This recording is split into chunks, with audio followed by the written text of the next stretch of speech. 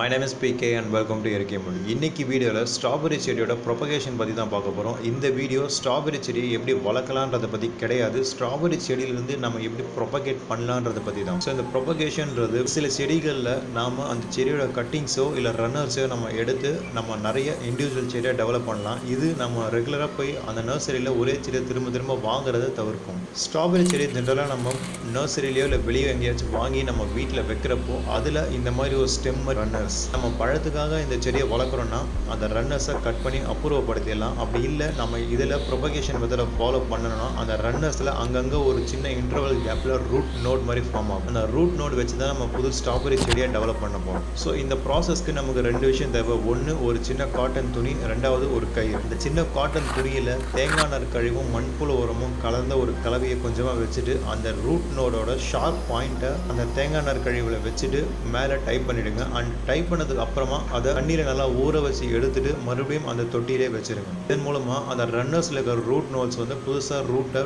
Form பண்ணும்.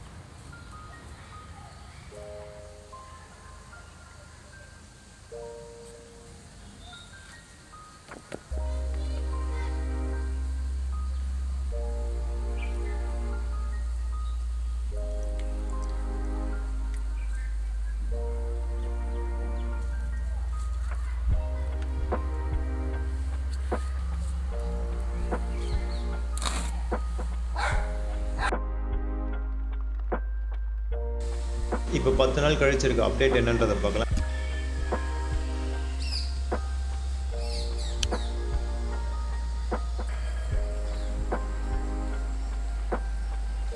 You can see அந்த roots எல்லாம் எந்த அளவுக்கு டெவலப் ஆகி வந்திருக்குன்றதை பார்க்கலாம்.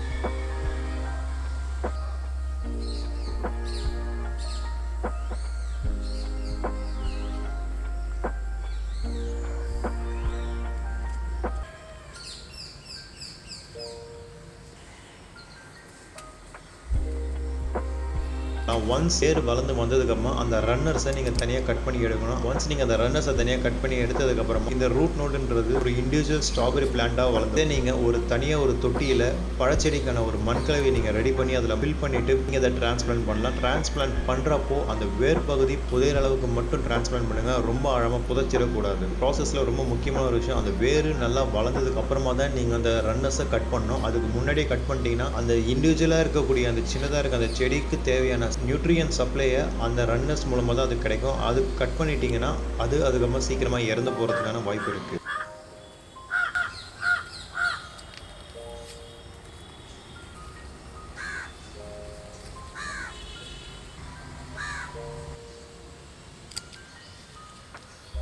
இப்போ அடுத்ததாக டிரான்ஸ்பிளான்ட் பண்ணதுலேருந்து ஒரு 10 நாள் கழிச்சிருக்க அப்டேட் பார்க்கலாம். ஸ்ட்ராபெரி செடி ஜென்ரலாக கொஞ்சம் ஸ்லோவாக தான் வளரும். நீங்கள் மாடி தோட்டத்தில் வளர்க்குறப்போ அதோட ப்ராசஸ்ன்றது ரொம்ப ஸ்லோவாக தான் உங்களுக்கு தெரியும். யூ கேன் see புதுசான இலைகள்லாம் நல்லா தளிர்த்து வந்திருக்கு. வெயில் காலத்தில் ஸ்ட்ராபெரி செடின்றது நல்லாவே வளரும். ஸ்ட்ராபெரி செடிக்கு தண்ணி கொடுக்குறத பொறுத்த வரைக்கும் ஒன்ஸ் அந்த மண் காஞ்சதுக்கப்புறமா தண்ணி கொடுங்க. நீங்கள் ரெகுலராக தண்ணி கொடுத்துட்டே இருந்தீங்கன்னா இந்த மாதிரி தான் அழுகி போகும். பட் ஆனால் இந்த மாதிரி செடி நல்லா காஞ்சி போயிட்டாலும் ஒரு 5 days to 1 week வெயிட் பண்ணுங்க. மேபி உள்ள இருந்து புதுசாக இலைகள் தளிர்த்து வரலாம் இந்த மாதிரி. And I think that's it for this video. இந்த வீடியோவில் ஸ்ட்ராபெரி செடியில் அந்த ரன்னர்ஸ்லேருந்து புதுசாக இண்டிவிஜுவல் பிளான்ஸை எப்படி நம்ம ப்ரொபகேட் பண்ணலாம், டெவலப் பண்ணலான்றதை பற்றி டீட்டெயில்டாக பார்த்துட்டோம். நம்ம அடுத்ததாக இன்னொரு வீடியோவில் பார்க்கலாம். Let's stay connected to create a better environment and thank you bye PK.